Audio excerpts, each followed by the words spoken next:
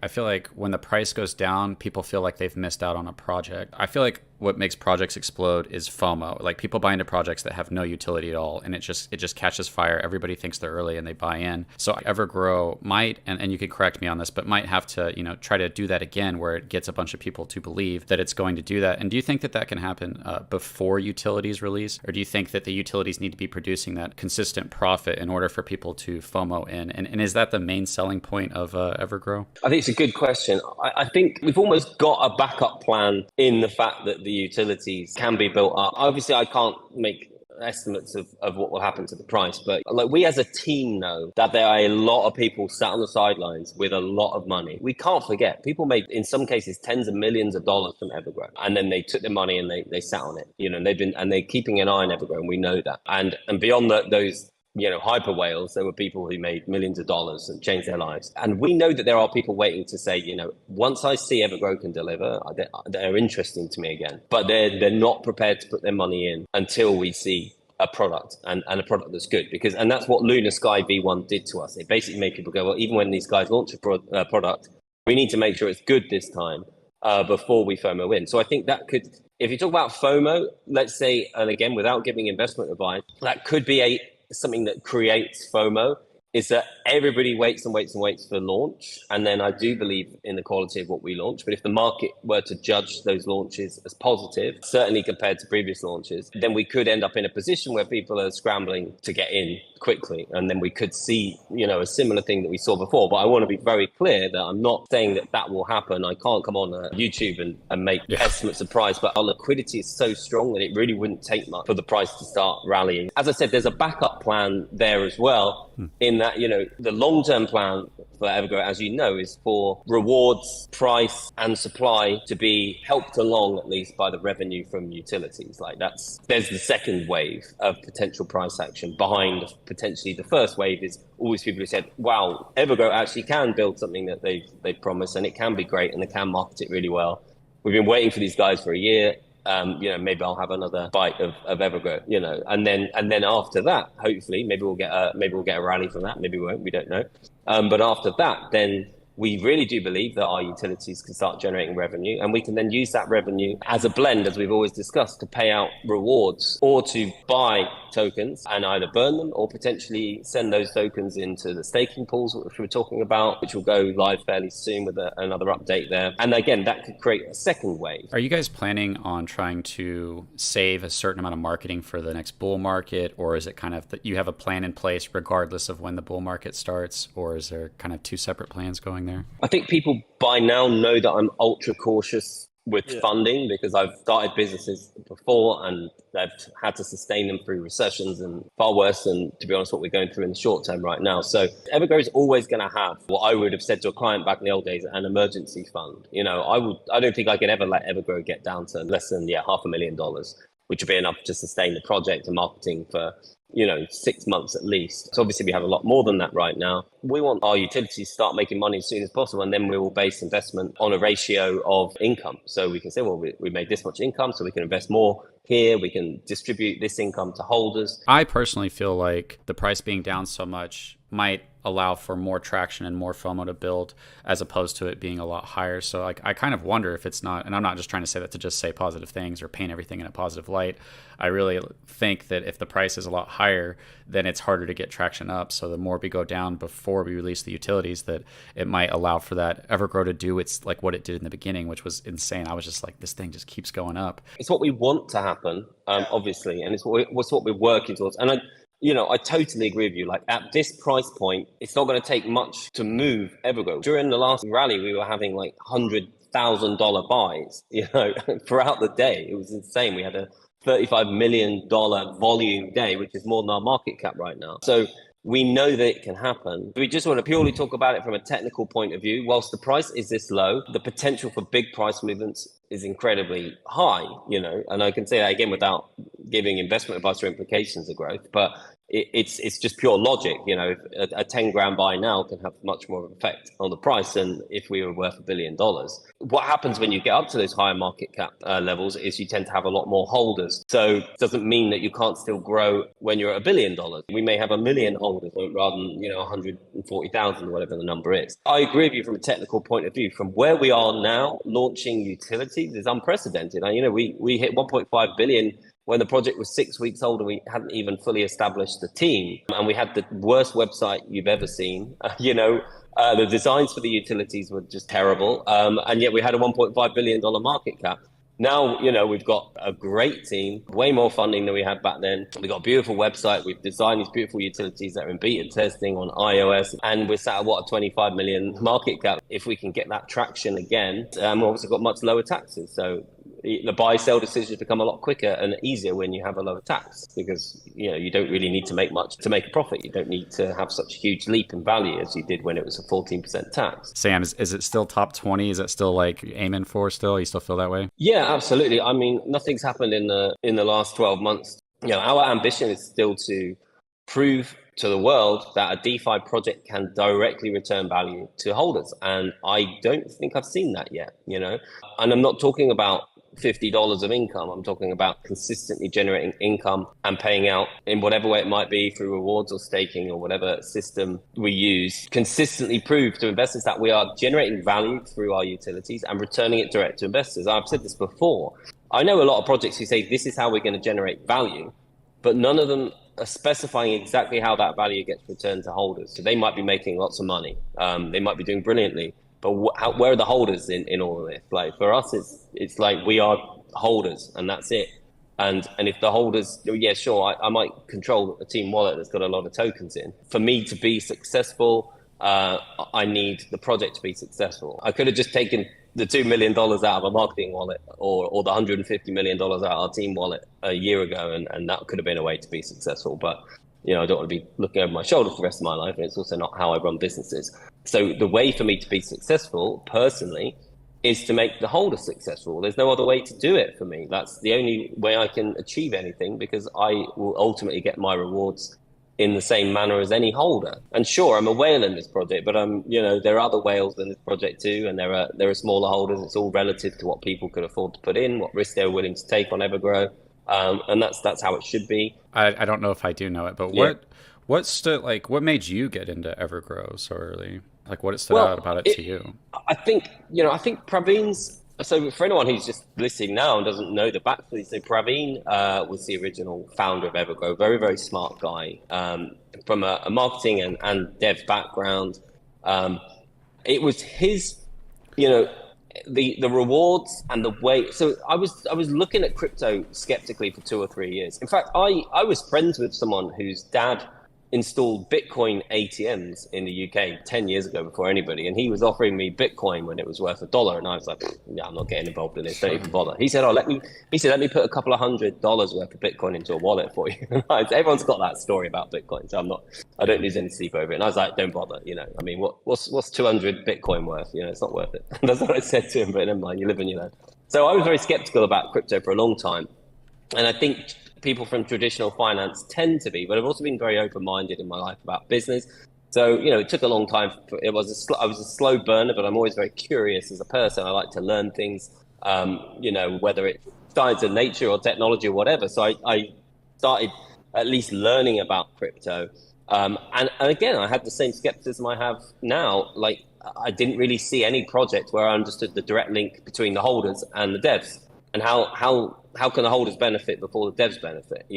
Where's the transparency? Where's that direct route where the holders truly benefit from the success of the project? So I think Evergrow demonstrated that from day one, by the way the contract was designed, but also by the way the roadmap was designed. And although we've made some major changes to that roadmap, the original concept of we will return, profits to holders, that original concept was kind of there from the beginning, and that's what made me I actually contacted Ajit, who was there on the top of the website, the Evergrow website. So I, as lead dev, I assumed like the lead dev is always the one who runs the project. Well, actually with Evergrow, it's actually Praveen. He's a very modest, quiet guy, but Evergrow was his idea from beginning to end, So I contacted Ajit first of all, and I think people who experience Ajit know he's a very, very quiet, shy guy. So I got very sort of short replies to him. And then I said, look, I really like what you're doing. I'm going to invest in Evergrow, and I'd like to offer you guys some guidance, as someone who's run a business before, because I like things, but there's a lot of stuff that I think you can improve on. But I think your ultimate idea, the contracts, etc., is really interesting. And so that's where it started. So I ended up, the first person I actually ended up speaking to was Jacob. So Jacob was like a day one mod. And I think Praveen, put him on the core team straight away. And then I ended up in a video call with the Jeep, Praveen and Jacob. And I just said, look, just let me come on board as an advisor. But I've always been, not to sound like arrogant, but I've always been a leader by sort of natural. I've never worked for anybody. I've always run my own businesses. So I think the perception was that I was the dev and the CEO and all of this. Look, even in my mind, when I look back, I just thought, because it was so early on, that you were the face of Evergrow. I think everybody just kind of felt like Sam's the face of Evergrow. So it's weird to think about like, oh no, there was a time period where Sam was looking at projects, saw Evergrow, and it caught his eye, and then he got into it. So I mean, even during the first, technically for the first, whatever it was, almost the first year, I was an advisor to Evergrow. I was an advisor to Evergrow until I formally took the project over from Praveen. So at no point did I have access to the contract or to any funds or anything like that. I would just try to guide. But the truth was, I was, and I have full respect for Praveen, Gene, and Jacob. They're great guys. They're very ethical. They're very honest. They did everything they could for the holders. Like nobody slept for 6 months. I'm telling you, nobody slept. Like not that efforts weren't ongoing. It's just that there was a series of bad luck, issues over and over again. And there came a point where I was like, Praveen, look, for me to be able to run this project properly, I need full control and I need to make some tough decisions. I need to, offload people who I don't believe are going to be the right people to help us guide this project back to $1 billion market cap. I need, and I had to have that conversation with Praveen. And those guys, you probably don't remember, they gave some of their team tokens that they'd already been assigned to their private wallets. They sent them back to the team wallet. This is a remarkably ethical team from the very beginning. But the truth is, we didn't have the right people in the right places to run a complex multinational company.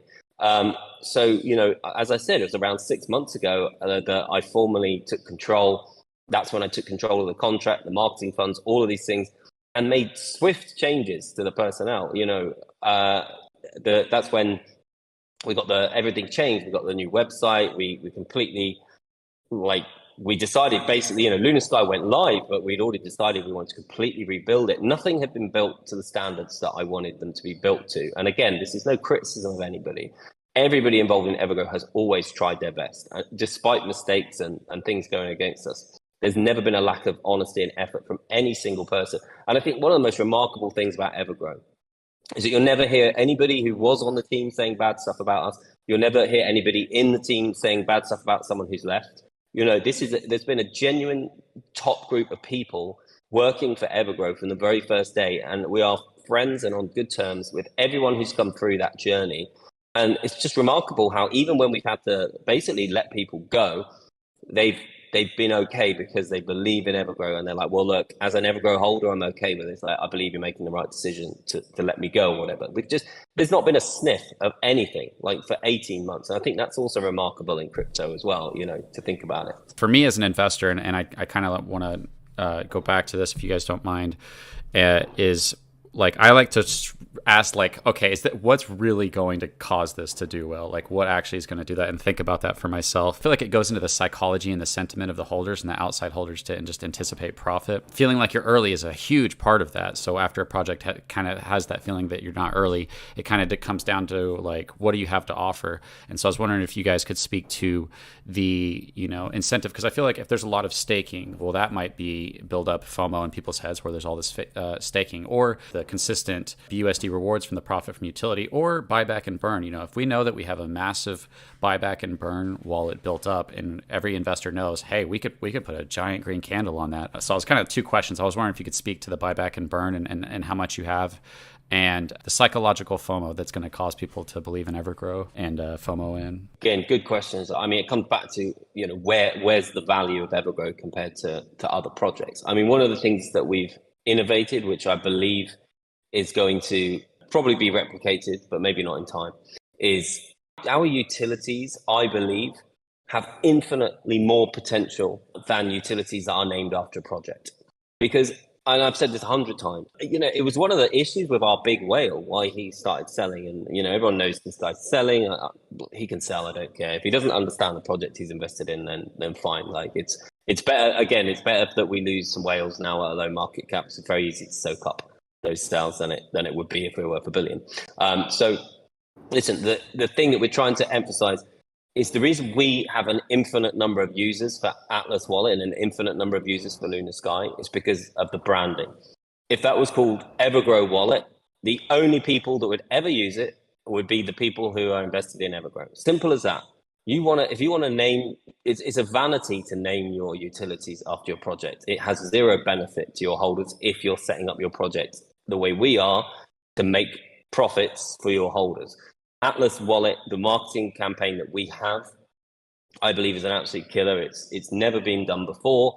I don't want to say too much about it, but for me, the idea behind it, and Paul's emphasized this a lot on various AMAs, if we could get 10,000, even just 10,000 regular users on Atlas, that would be hugely successful for Evergrow as a token. If we can get 100,000 users on Atlas, it will be a mind-blowingly good for Evergrow as a token because all those little transactions will add up to substantial buying pressure from the money that we're generating from Atlas Wallet. We have a very similar approach to Lunar Sky as well. Lunar Sky is not going to be tribal. It's going to be about getting lots of NFT communities together to feel a part of something. And again, even things like Cody's talked about and Rocket's talked about having live chat for Atlas Wallet and for Lunar Sky. Who is offering that? If you have a problem with Trust Wallet, where are you supposed to go for help? If you had a problem with OpenSea, you'd be lucky to get replies from support, etc., etc. So everyone says, what are the unique features of Trust Wallet, of Atlas Wallet and Lunar Sky? Well, we have unique features. People know about that. Lunar Sky, the features are being kept quiet. We're trying to, in a very simple way, remove the need for centralized exchanges by having on-ramp, off-ramp, the ability to swap, cross-chain swap, all of these things right there without leaving the wallet. And we know that you can do that in other wallets to a degree, but we're going to have more partners than anybody else has had at launch. We're going to keep building partners. We've got innovative solutions that will include things like bill payments and, as you know, banking, credit cards, all coming, down the road.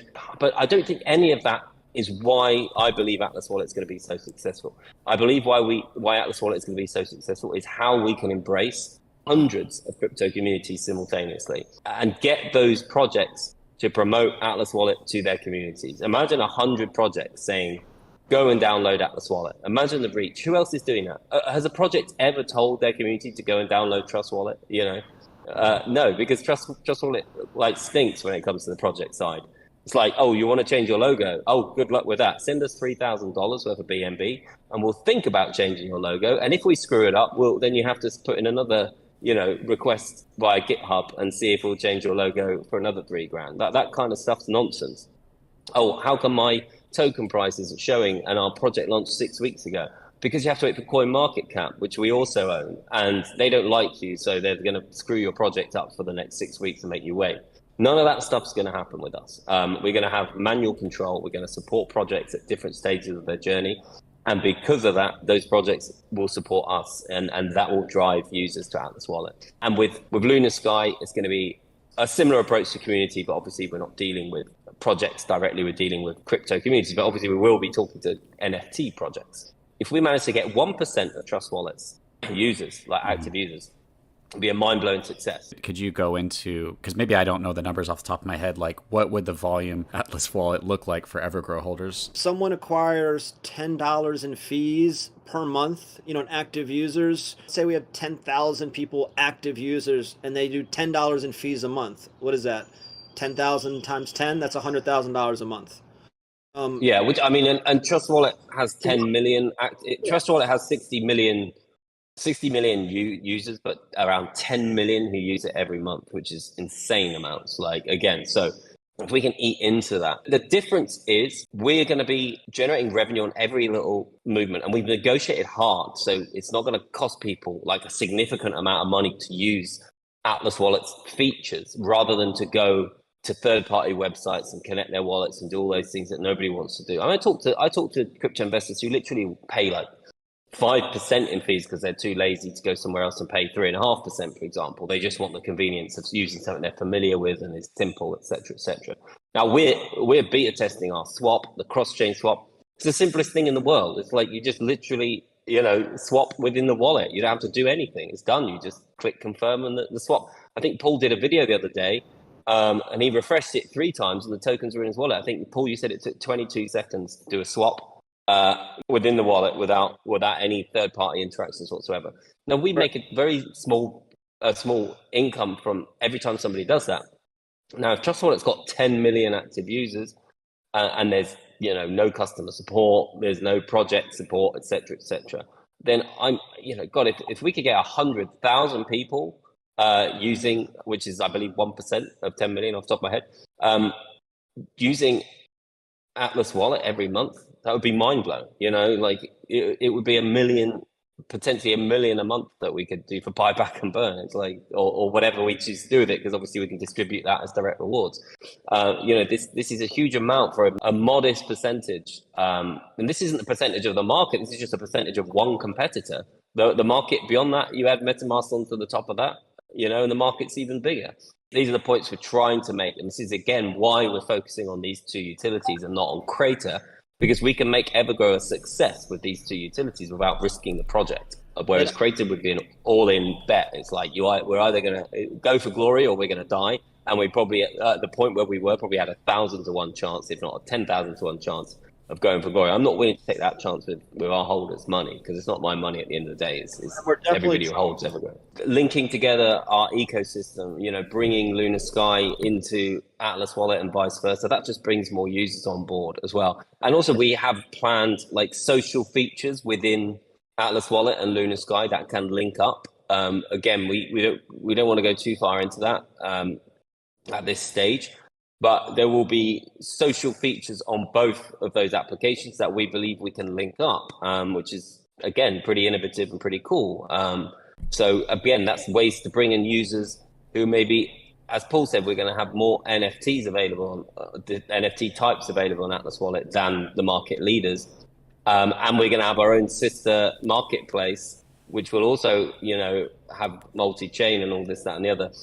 So that can bring in people using Atlas Wallet from a whole different world, like not just people buying DeFi and Bitcoin, but actual NFT users as well who want to use Atlas Wallet for their NFT collection. So it just brings in a web of people. In the crypto space, I think there's this danger of everybody wanting to believe that we're going to the moon. So that's the kind of news they want. And it puts the pressure on teams to want to, we need to tell them we're going to the moon. Like, maybe if you could give me like a number on like what there is that we don't know is about Evergrow that you guys are working on, and maybe how big some of the things that we might not know that you guys are working on are in comparison to like Luna Sky and Atlas Wallet. You're so right about this being a thing. Before we started, Paul was like, can I talk about the other thing? And I was like, no. And the reason for that is, yes, there are other things that we're working on, several other things.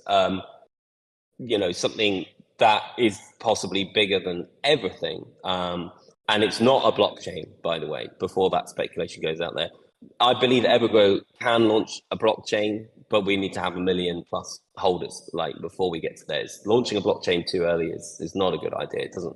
Yeah, and I'm not talking about 1 million dust wallets. I'm talking about 1 million fairly fresh, engaged holders. So it's not a blockchain, but there is a product. The problem is I don't want us to talk about that stuff because I don't want the focus to be taken away from the great stuff that we're on the verge of launching right now. And I think there's a risk if you start saying, we've got this other cool thing coming in X amount of months. We don't want to go down that road again. So we're not going to. There is other stuff.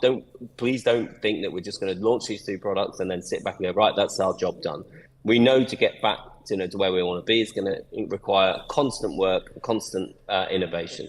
So, we will we will, as we get closer to these other things, like start talking about them publicly. But we learned our lesson that we know now that if a dev tells us it's going to take 3 months, it probably takes 8 months, or 9 months or whatever it might be. So we learned our lesson. So these other things are big, and as we get to a point where we can see the timeline in a slightly clearer way, then we'll be able to start talking publicly. But yeah, I would say realistically, Lunar Sky and Atlas Wallet probably represent about 30% of what we want to do over Really? the next 2 years. I wouldn't have thought that. Yeah. Wow, I thought it would have been much higher. That's crazy.